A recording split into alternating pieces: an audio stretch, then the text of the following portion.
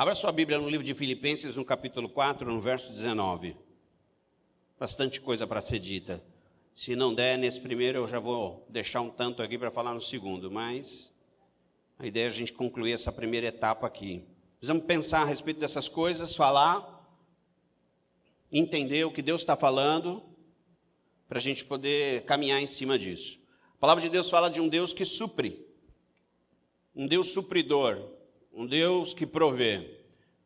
A palavra de Deus fala no livro de Filipenses, no capítulo 4, verso 19, diz assim: o meu Deus suprirá todas as vossas necessidades de vocês, de acordo com as suas gloriosas riquezas em Cristo Jesus. Essa carta escrita diz que o meu Deus, segundo as suas riquezas, suprirá todas as necessidades de vocês de acordo com as suas gloriosas riquezas em Cristo Jesus. A palavra de Deus fala de um Deus que supre, um Deus que abençoa, um Deus que tem provisão para o seu povo. Todas as vezes que a palavra de Deus é mencionada, quando Deus era conhecido como um Deus de provisão, era dito que Jeová Jireh. Jeová Jireh, né? Assim como muitos outros nomes que Deus tinha, dependendo do momento, ele era chamado de uma forma. Então, tem Jeová Jireh, Jeová Rafá, Jeová Nissi, vários Jeová, né? Porque era o que Deus estava fazendo naquele momento. E a palavra de Deus fala em Jeová Jireh, né? Que vem do hebraico, quer dizer o Senhor provê. Diga, o Senhor provê. Não é, algumas traduções dizem proverá, mas o Senhor provê é aquilo que indica melhor o que ele quer dizer com esse texto. No livro de Gênesis, no capítulo 22, o verso 13 e 14, vamos caminhar um pouco ali, há um momento onde Abraão fala para Isaac justamente essa palavra. Isaac estava sendo levado por um sacrifício e ele não sabia que o sacrifício era ele. E o texto diz, né, a respeito desse momento glorioso da palavra, onde Abraão estava ali diante do seu filho, e no verso 8, não sei se ele colocou o 8, Isaac pergunta para o pai: pai, cadê o sacrifício? Cadê o cordeiro? Né? E Abraão começa a responder ao seu filho dizendo que o Senhor proverá. O Senhor vai trazer o cordeiro certo. No verso 13 ele diz assim: Abraão, já uma vez ele estando ali para poder fazer a oferta, diz assim: Abraão ergueu os olhos e viu um carneiro preso pelos chifres num arbusto. Foi lá, pegou, sacrificou como holocausto em lugar do seu filho. Abraão deu àquele lugar o nome de o Senhor proverá. Por isso até hoje se diz: no monte do Senhor se proverá. Isaac era o sacrifício, ele era a oferta, mas Deus proveu um cordeiro para o lugar dele, para que ele não fosse mais a oferta, mas que a oferta perfeita fosse a que Deus havia provido para eles. A gente precisa compreender que Deus tem provisão para nós. E às vezes isso para nós é difícil de compreender, né? Eu achei interessante quando eles me contaram esse testemunho ontem, porque é pertinente àquilo que a gente vai falar no dia de hoje. Mas em toda a história judaica, Deus o tempo todo está provendo o povo, e para nós também há esse tipo de provisão, e a gente precisa crer nisso e saber que Deus provê, saber que Deus abençoa, saber que Deus nos entrega. A palavra de Deus fala assim que quando o povo estava sedento no deserto, pedia água, Deus fez a rocha dar água. A palavra de Deus fala que quando o povo estava com fome, né, Deus proveu o maná. E quando o povo se cansou do maná e o povo queria comer carne, Deus proveu codorna. E quando o povo estava andando debaixo do sol quente, e o povo reclamou e pediu para Deus um descanso, Deus colocou uma nuvem sobre o povo de Israel e eles andavam debaixo da nuvem. Quando Deus falou para eles assim: eu quero que vocês caminhem no deserto pela noite, E aí, como a gente vai caminhar no deserto de noite? Aí Deus colocou, eu vou colocar uma coluna de fogo, e essa coluna vai iluminar o caminho de vocês, e vocês vão saber para onde eu quero que vocês vão, e caminhem debaixo, seguindo a coluna de fogo. Quando Deus falou com o povo, vocês vão atravessar o mar, certamente muitos ficaram olhando, pensando, como é que nós vamos atravessar esse mar? E Deus falou, só para diante do mar, e Deus tratou com Moisés ali, e o mar se abriu, e o povo passou com o pé em seco, diz a Bíblia. Como se não bastasse, Deus ainda abre o Rio Jordão para que o povo dele passasse. Deus é um Deus de provisão. Para cada necessidade que você tem, irmão, Deus tem uma provisão. Coisa boa, né? Eu vou falar de novo, porque talvez você não tenha entendido. Para cada necessidade que você tem, Deus tem uma provisão. Isso, diga amém. Vire para quem está do seu lado para dar tempo de eu beber água. Deus tem provisão para a sua vida. Para a direita e para a esquerda. Agora de maneira profética, olha assim, levante seu dedo e diga, Deus vai prover na sua vida essa semana.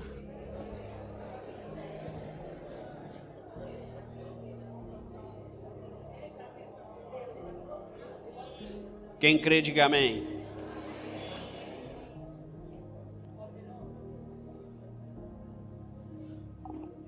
O Senhor é o Deus de provisão. Ele tem provisão para cada um de nós. Deus tem uma provisão preparada no alto dos céus para derramar sobre as vidas dos seus filhos. Eu gosto do texto que diz no livro de Efésios, no capítulo 3, verso 20, ora, aquele que é capaz de fazer infinitamente mais, além de tudo que pedimos ou pensamos, de acordo com o poder que em nós atua. Deus está falando de um poder que atua em nós, que Ele é supridor para fazer além daquilo que você pede, além daquilo que você pensa, além da necessidade do Beto, além de qualquer coisa que você esteja vivendo, Deus tem suprimento para a sua vida. Entenda bem isso, irmão, que Deus é um Deus que supre, que cuida de você. E a gente precisa compreender isso de uma maneira ampliando a nossa mentalidade cristã. E o segundo ponto onde nós vamos caminhar é quem Deus vai prover. Porque Deus vai prover alguns e alguns não serão providos. Livro de Mateus, capítulo 15, no verso 21 ao 28. Vá lá. Vamos entender aqui quem Deus provê.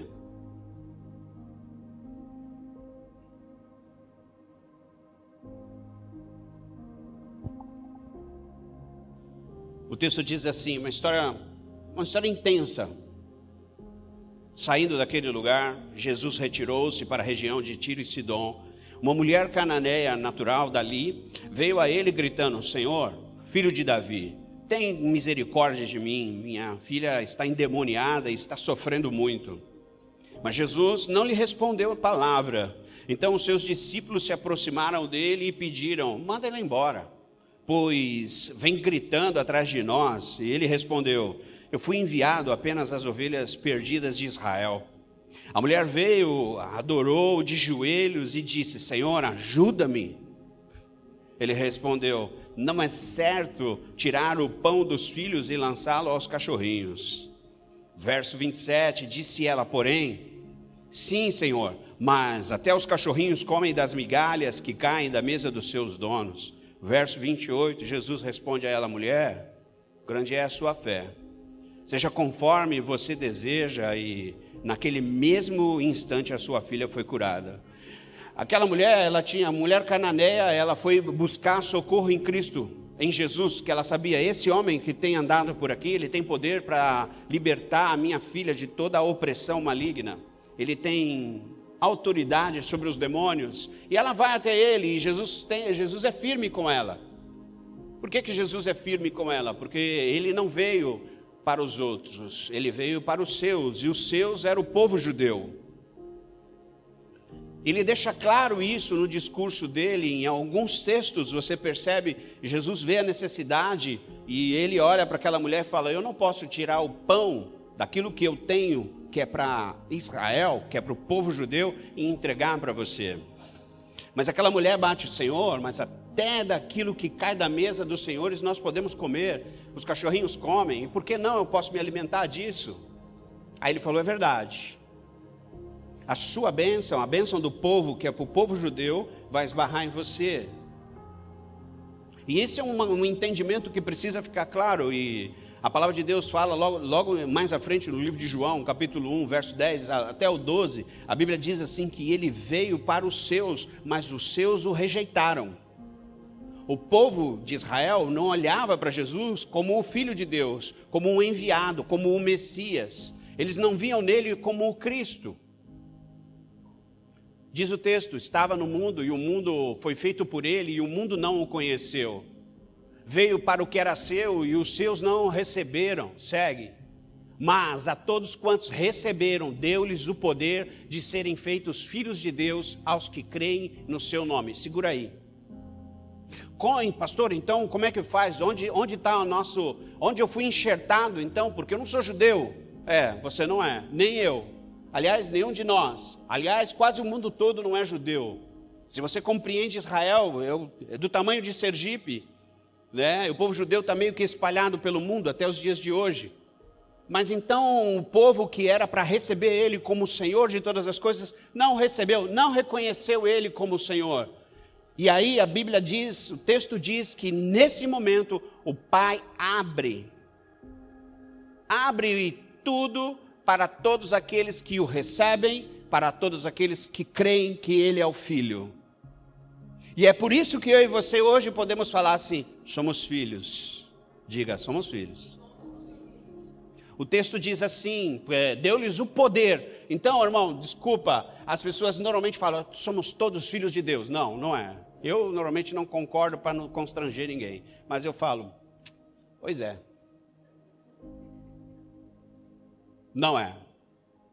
Não é, nós não somos todos filhos de Deus, porque para você ser filho de Deus, você precisa receber o Senhor Jesus Cristo. Você precisa crer que Ele é o Senhor de todos os senhores, que não há outro Deus além dEle, que Ele morreu na cruz e ressuscitou dos mortos. Você precisa crer. Então não é todos que são filhos, não são todos. Mas não fique pontuando isso, porque isso às vezes mais ofende e a gente não quer ofender ninguém. Nós queremos que as pessoas creiam que quem é Jesus Cristo, e isso dá poder para nós. Grave bem isso, irmão. Quando você diz que eu sou filho, você recebeu autoridade para você poder dizer isso. Não é qualquer um que pode dizer, eu sou filho de Deus. Não é qualquer um que pode chegar e falar, não, olha, eu sou filho de Deus. Esse primeiro entendimento precisa ficar claro. Jesus ele veio para os seus não o rejeitaram. Há um processo seletivo que vale até hoje, né? É o que qualifica, o que não qualifica. O que qualifica a gente filho é justamente você recebê-lo como Senhor e Salvador da sua vida, entregar-se na vida, na presença de Deus, entregar a sua vida para Ele. A Bíblia diz que o melhor que Jesus tinha para aquele momento era para o povo judeu, e o povo judeu renegava Ele o tempo todo. Fica uma ressalva aqui, irmão, eu quero fazer uma ressalva a respeito dessa mulher cananeia. E isso vale, presta atenção, deixa o Espírito Santo ministrar na sua vida. Isso vale para tudo que acontece sobre a face da terra. Deus deu ao homem a capacidade de ter fé. Todos os homens podem agir em fé, basta que você creia. E isso explica uma multidão de milagres, de coisas que acontecem no mundo, né? Eu li um livro há alguns anos atrás, é um livro que a gente tem um carinho por ele, que é do Paul Yanshu, fala da quarta dimensão, fala sobre a questão de fé. E as pessoas estavam se multiplicando na igreja dele, as coisas acontecendo, muitos milagres, mas ele começou a ouvir rumores, né? Isso, se não me falha a memória, era... acho que é a Coreia, não lembro. Eu não lembro. E ele começa a questionar Deus, Senhor, se o Senhor tem a palavra de vida eterna, se o Senhor é o único Deus, se o Senhor é o único Salvador, se o Senhor é o único que pode dar poder para o homem chamar de filho, por que as pessoas estão recebendo curas aqui, acolá, lá, em todo tipo de religião? Ele passou um tempo questionando a Deus isso, e um dia o Espírito Santo falou com ele, eu dei o poder ao homem de ter fé. Mas não adianta você ser curado sem que você receba o Filho, porque o que nos leva para o céu é sermos filhos de Deus. O que torna você salvo é Cristo Jesus. A fé, ela pode produzir em você riqueza, a fé pode produzir em você vida, a fé, o quadro da visualização, pode produzir um mundo para você. Pode ser que você receba muita coisa por fé, mas pode ser que tudo isso sirva só para esse tempo. Então não adianta você ganhar tudo nesse tempo, porque o que Deus tem para mim e para você vai além da nossa carne. Não está nesse mundo, não está preso nesse mundo, está no mundo espiritual. O que Deus está querendo levar para você não é só o benefício de você viver uma vida plena, absoluta, abençoada, mas Deus está falando conosco assim, eu tenho algo que vai além daquilo que você vê. Por que nós estamos falando isso, irmão? Porque Deus provê aqueles que são filhos. A provisão de Deus é para os filhos. A passagem do centurião é a mesma coisa, irmão. Quando eles estão falando com o centurião, acho que é um moço de centurião, ele está passando mal, ele está muito ruim, ele envia pessoas a Jesus e fala, olha, conversa com Jesus, vê se ele consegue olhar para o meu moço de uma maneira misericordiosa. E os discípulos, quando chegam desse centurião, começam a falar com ele, falam assim, Jesus, é o seguinte, seria bom que o Senhor, curasse ele. Seria muito bom. Está no livro de Mateus, no capítulo 16. Não vai ficar legal, Senhor. É melhor o Senhor curar. Não, está no livro de Lucas, no capítulo 7.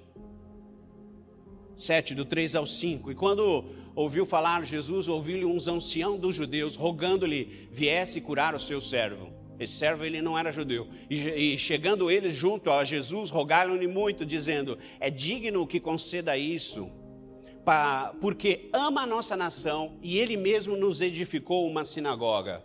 Chegaram para Jesus e falaram, Senhor, esse cara, ele não é judeu, mas ele ama o povo de Israel e ele construiu uma sinagoga para nós. Ele nos ama. E aí Jesus vai até esse centurião e a conversa se dá do jeito que a gente já conhece bem. Quando ele vai e encontra esse centurião, o centurião para ele e fala, eu não sou digno de receber o Senhor na minha casa. Eu sou homem de ordens. Eu mando e as pessoas obedecem. E eu sei que uma palavra sua basta para que o meu servo fique curado. E Jesus fala, eu nunca vi tanta fé em Israel. Isso diz uma coisa para mim e para você. Nós, os filhos, precisamos aprender a ter fé em Cristo Jesus. Nós precisamos aprender a saber que Ele é provedor. A saber que Ele é o provedor de todas as coisas em nossa vida. Que Ele vai prover aqueles que são filhos, mas Deus espera de mim e de você essa fé genuína. Essa fé absoluta. Essa fé que é irreparável, essa fé que é inegociável, essa fé que ninguém rouba, essa fé que ninguém tira de nós, porque nós cremos em quem Ele é e caminhamos em cima dessa palavra. Então guarde bem isso, irmão, Deus vai prover os filhos, Deus provê seus filhos. Terceiro ponto, como Ele vai prover? 2 Reis, capítulo 4, do verso 1 ao 7. Essa é a história da viúva. 2 Reis 4, do 1 ao 7, o texto diz assim, uma mulher das mulheres dos filhos dos profetas clamou a Eliseu, dizendo, meu marido, teu servo morreu, tu sabes que o teu servo temia ao Senhor e veio o credor para levar os meus 2 filhos para serem servos. Segue. Eliseu lhe disse, que te hei de fazer? Dize-me o que tens em casa. E ela disse, tua serva não tem nada em casa, senão uma botija de azeite. Então disse ele, vai e pede emprestada de todos os teus vizinhos, vasilhas vazias, não poucas. Então, entra, fecha a porta sobre ti e sobre os teus filhos e deita o azeite em todas aquelas vasilhas e põe a parte a que estiver cheia. Partiu, pois, dele, fechou a porta sobre si e sobre seus filhos, e lhe traziam as vasilhas e ela as enchia. E sucedeu que cheia foram as vasilhas. Disse a seu filho: traz-me ainda uma vasilha. Porém ele lhe disse: não há mais vasilha alguma. Então o azeite parou. Amém. Só isso, né? Até aí. Essa é uma história maravilhosa. Uma história de uma mulher cujo marido era servo de Eliseu. E o marido morre. E uma vez que o marido morre, se o marido tem dívida, quem paga a conta é ela. E se ela não tem como pagar a conta, os filhos dela podem ser tomados como escravos para saldar a dívida.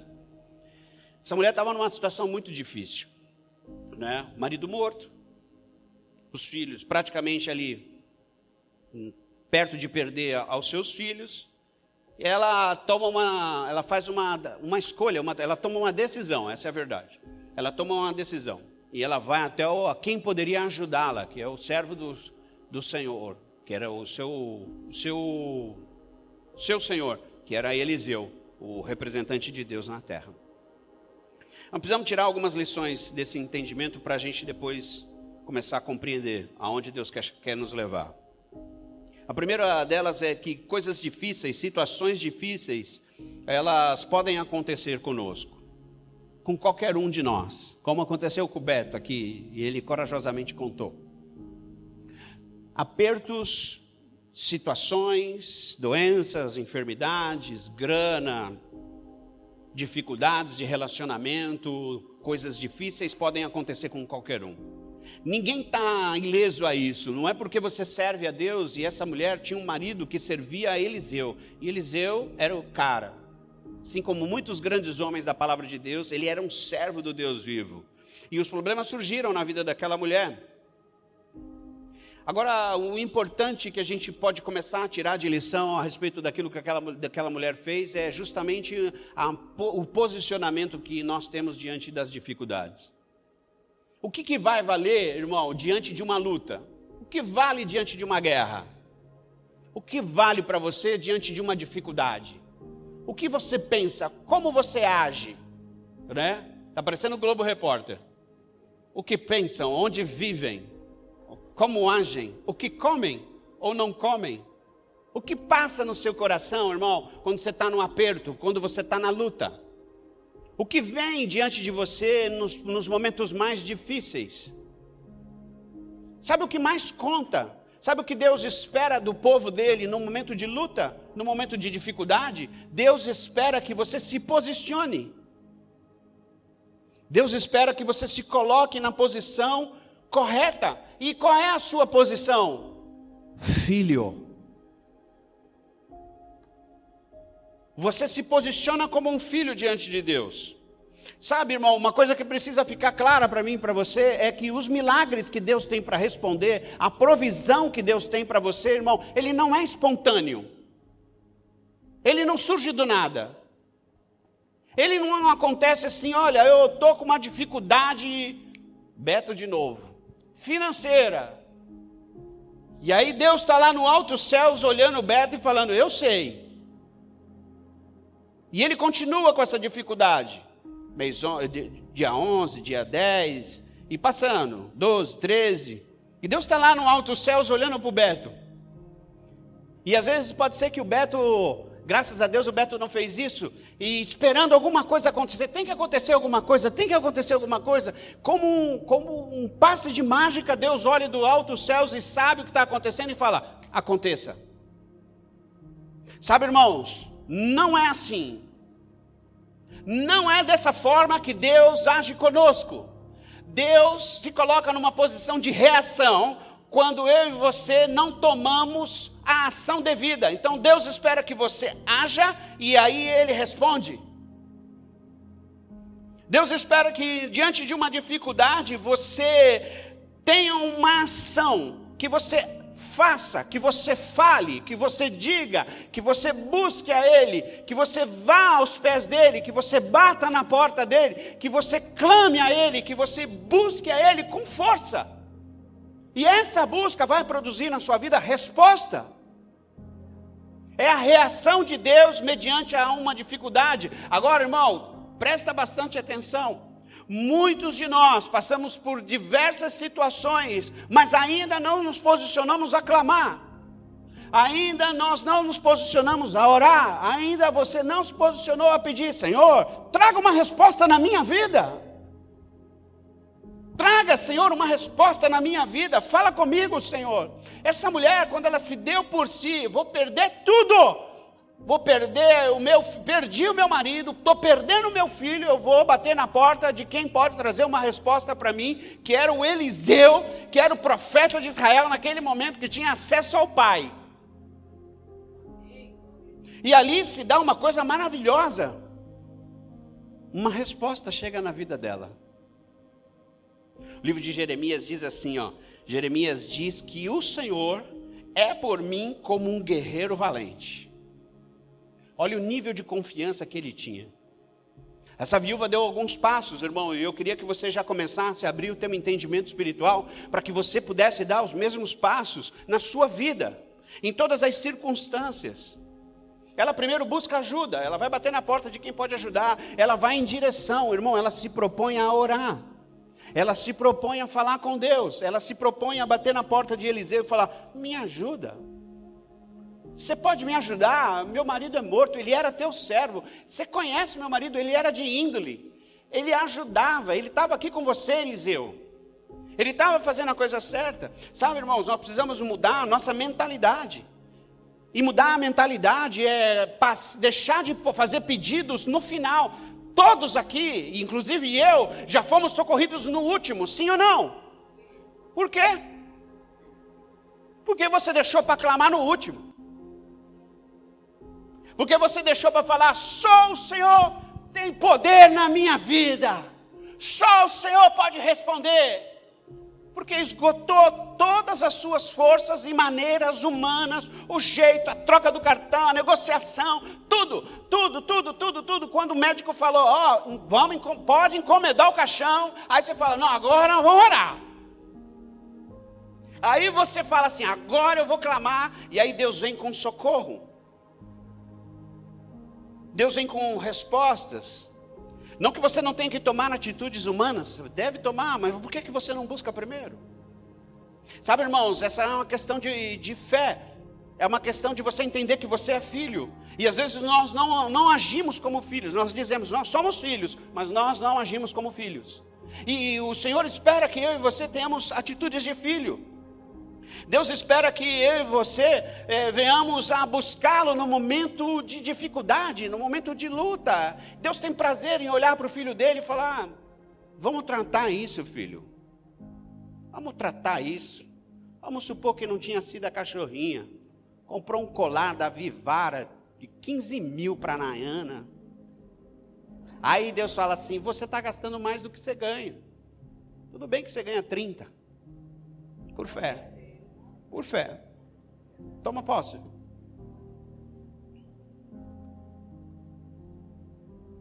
E aí Deus vai tratar com a pessoa, vai falar: não, vamos ajustar a sua vida financeira. Vamos arrumar todas as coisas. Gaste menos. Pense bem antes de fazer uma despesa. Deus ia tratar com ele, mas quando Deus tem que fazer um socorro, e esse socorro é de Deus, irmão, se prepare, Deus vai responder você. Não tem por que Deus não te responder. E outra coisa que Deus faz muito bem, é aquilo que a gente vê que Eliseu fez com aquela mulher. Ele olhou para aquela mulher e falou assim: o que você tem? Como é que eu posso te ajudar? Não é assim? O que eu posso fazer? Não é isso que está escrito lá? Aí ele diz uma coisa, irmão, que para mim é tremenda, que diz assim: o que você tem em casa? Sabe, irmãos, Deus trabalha a partir de coisas que nós temos.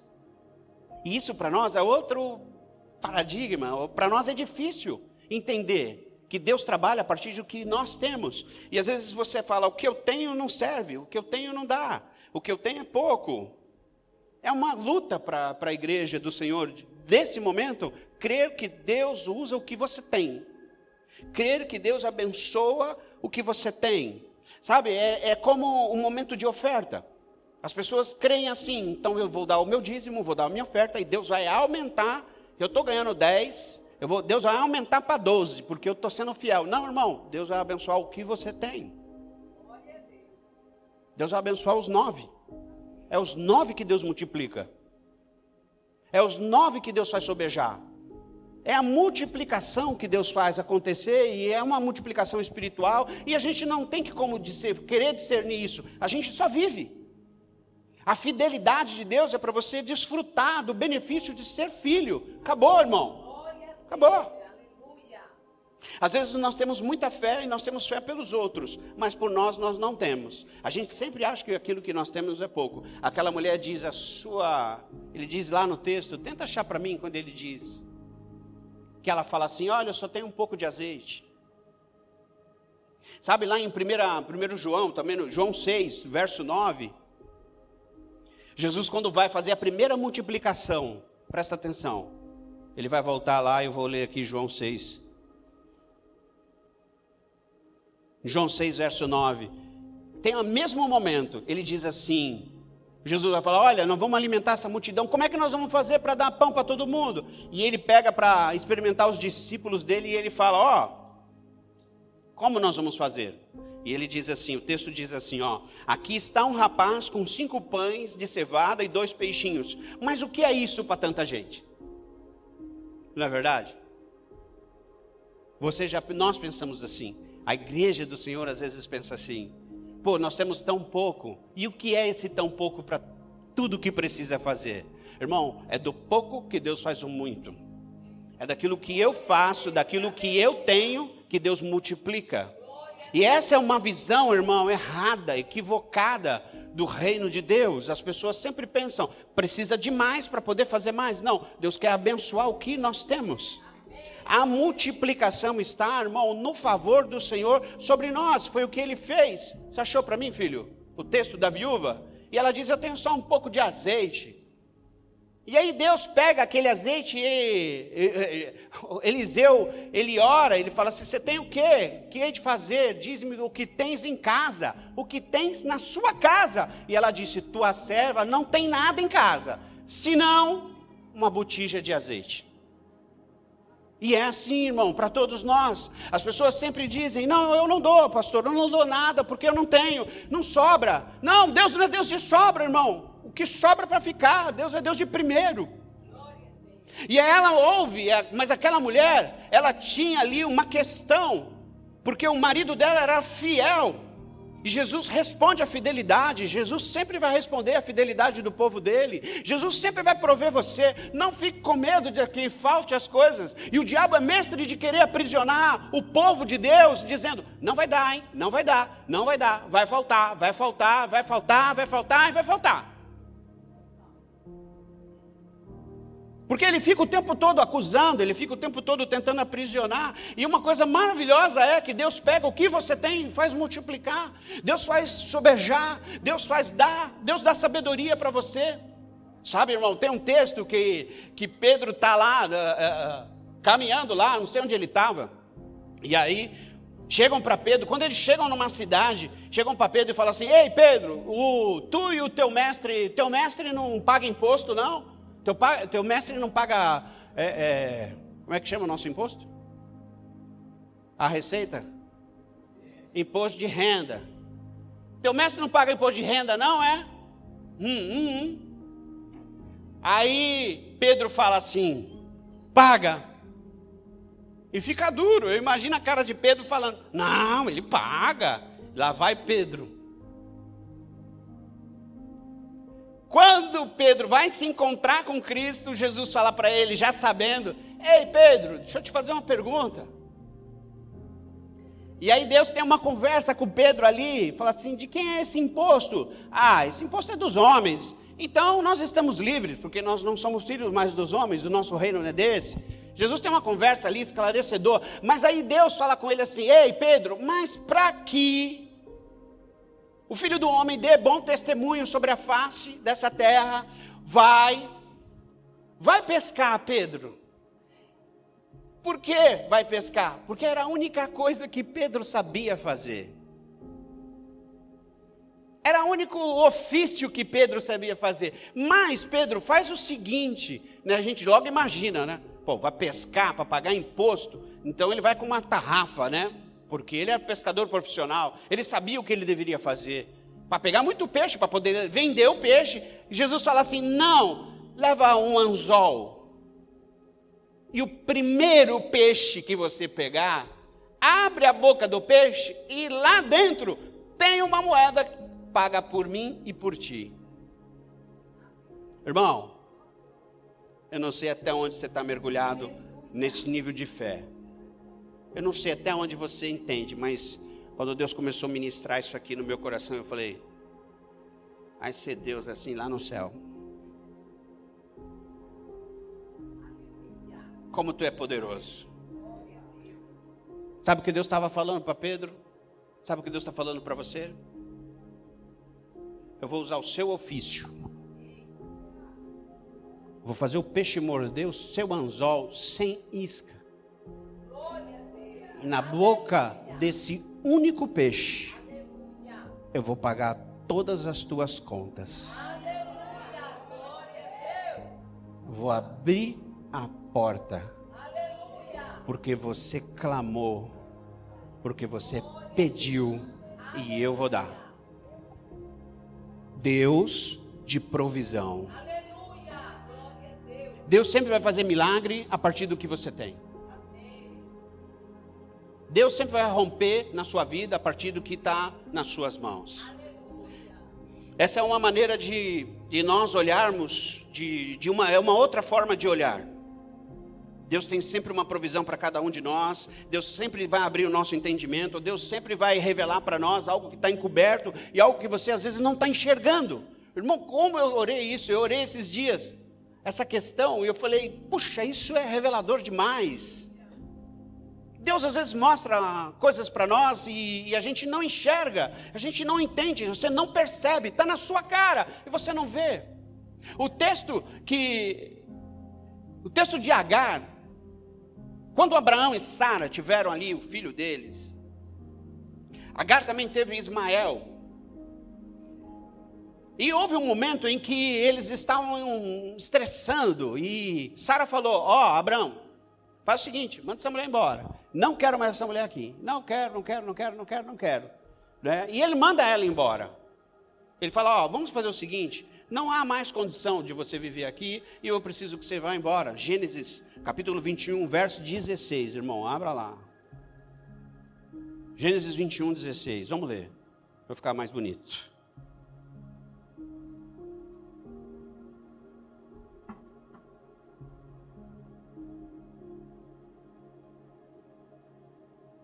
Gênesis 21, 16. E ela sai encaminhada com o filho dela pela terra. E aí a água acaba. Eu acredito que o suprimento também começou a acabar. E no verso 16, ela senta e diz assim: foi sentar-se perto dali, a distância de um tiro de flecha. Porque pensou, não posso ver o menino morrer. Sentada ali perto, começou a chorar. Deus ouviu o choro, porque Deus tinha um compromisso com aquele menino. Deus ouviu o choro do menino e o anjo de Deus do céu chamou Agar e lhe disse: o que te aflige, Agar? Não tenha medo, Deus ouviu o menino chorar onde você o deixou. Aí ele fala assim: levante o menino e tome pela mão, porque dele farei um grande povo. Era uma promessa. 19, então Deus lhe abriu os olhos e ela viu uma fonte. Foi até lá, encheu encheu de água a vasilha e deu-lhe de beber ao menino. Irmão, o que Deus está falando aqui? Presta bastante atenção. Deus colocou uma fonte lá? Não, irmão, Deus não colocou uma fonte lá. Deus abriu os olhos de Agar, que não enxergava que a fonte estava ali. Deus quer abrir os nossos olhos, irmãos, presta atenção, vocês que estão estudando, vocês que estão se preparando, vocês que estão dando os primeiros passos na vida, vocês que estão dando os primeiros passos na vida cristã, você que começou a cantar, você que está cuidando agora das crianças, você, cada um de vocês, Deus quer mostrar para você aquilo que você não está enxergando. Sabe, irmão, ele não colocou a fonte. Não, vou providenciar uma fonte linda. Não, ela não enxergou. Ela simplesmente sentou e falou, agora eu vou morrer, irmão. Quantos de vocês não param eu e minha esposa e falam, pastor, não vai dar, não passo desse dia, não passo dessa semana. Pastor, calma, irmão. Pede para Deus abrir os seus olhos para você poder ver. Pede, irmão. Pede com força. Porque às vezes o inimigo está mostrando para você, vai morrer, e a fonte está ali, e você não consegue reconhecer a fonte, você não consegue perceber que ela está ali para poder te dar vida. Presta bastante atenção, irmão. Põe a mão nos seus olhos.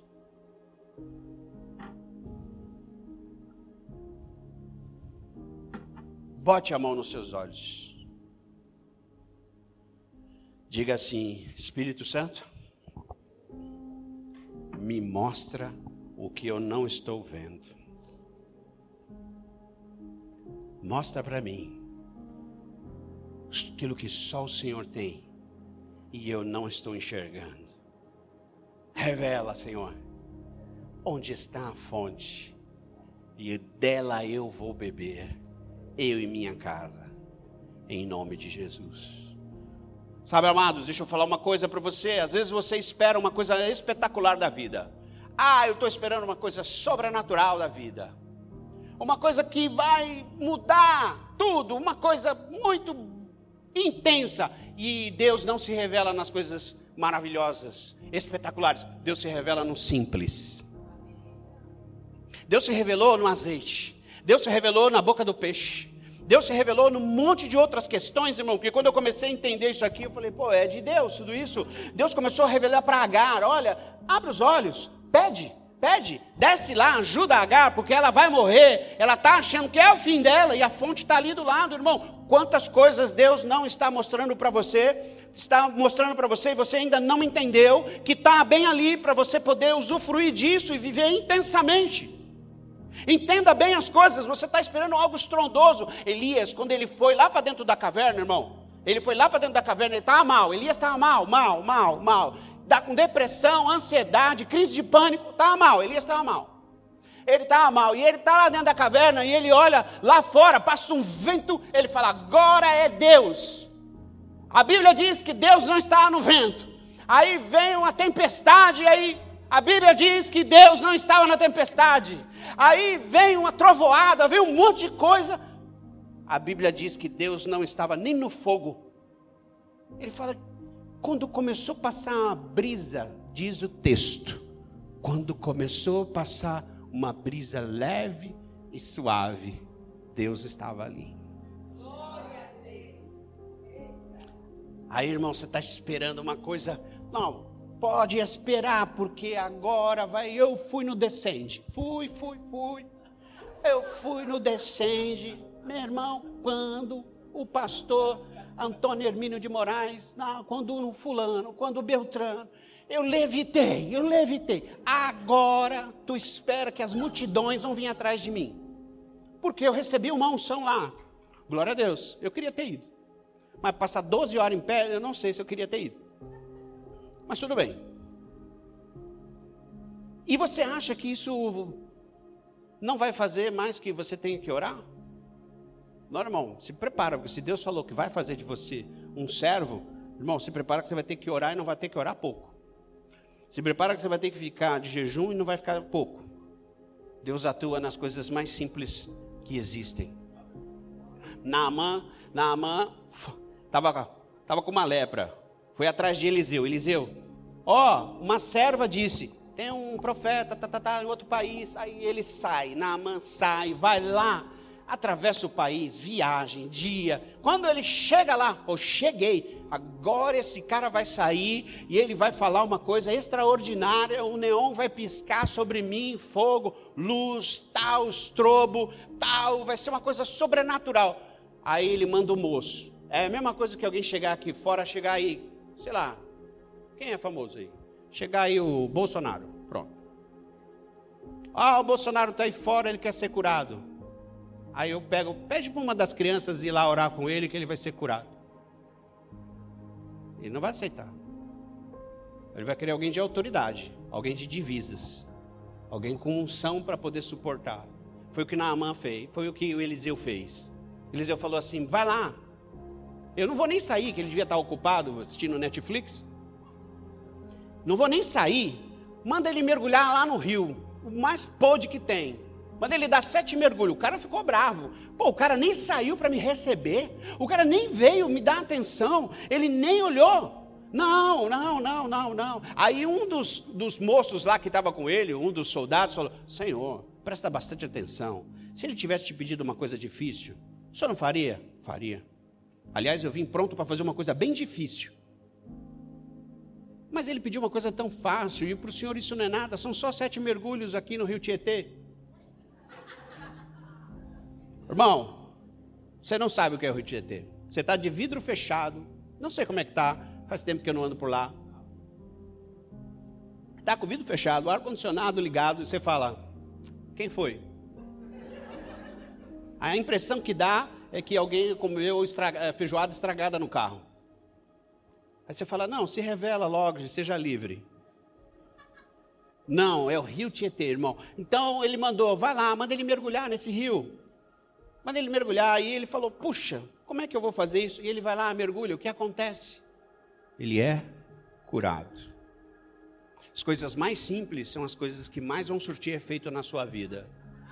As coisas mais fáceis são as coisas que mais vão surtir efeito na sua vida. Irmão, não existe nada mais espiritual que você dobrar o seu joelho no seu quarto, onde ninguém está vendo, onde o teu pai que vem em secreto, olhar para você e falar assim, isso, me busca porque eu vou me revelar a você. Esse é o culto mais poderoso que eu já fiz até hoje.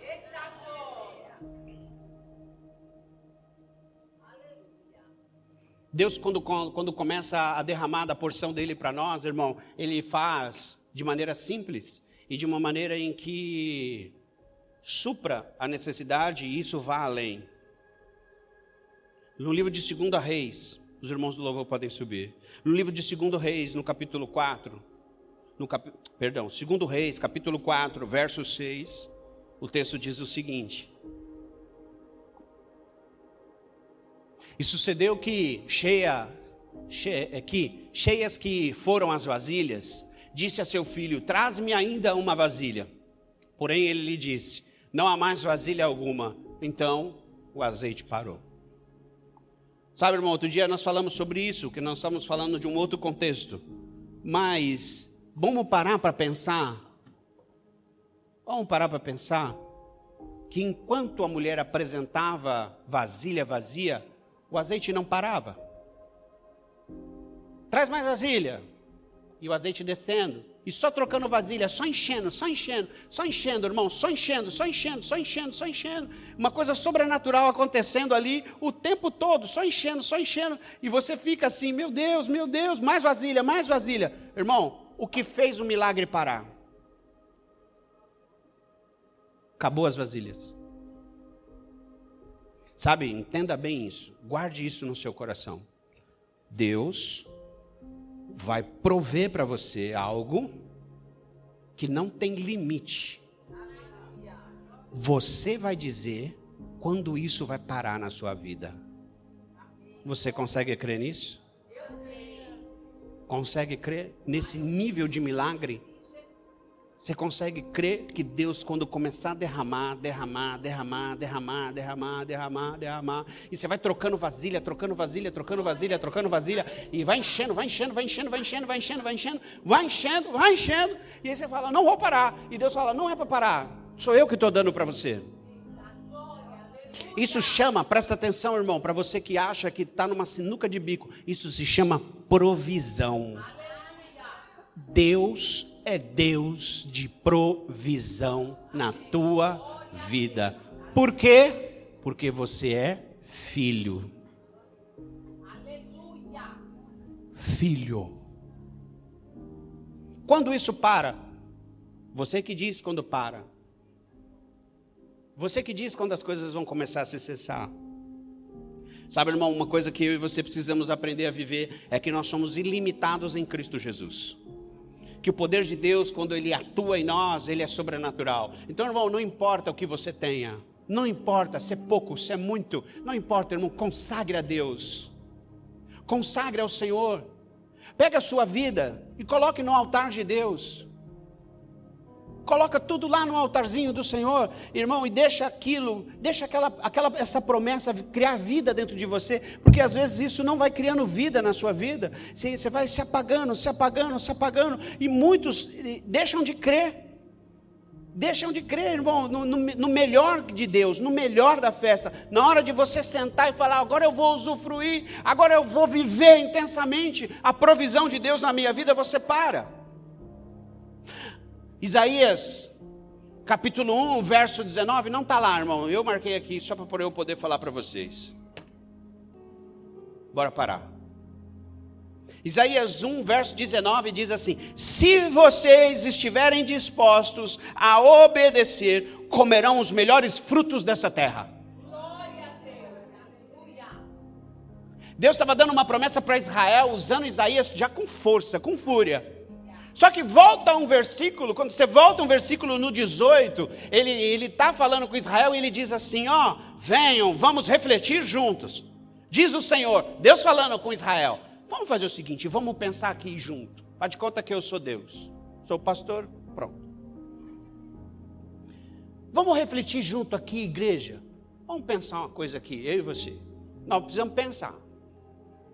E Deus fala assim, embora os seus pecados sejam vermelhos como a escarlate. E Deus está falando, ei, começou a pegar. Você está pecando e não está pecando pouco. Não é verdade? Porque escarlate é um vermelho, é um rubro que não sai fácil. Pode pôr o vênus que for. Não sai.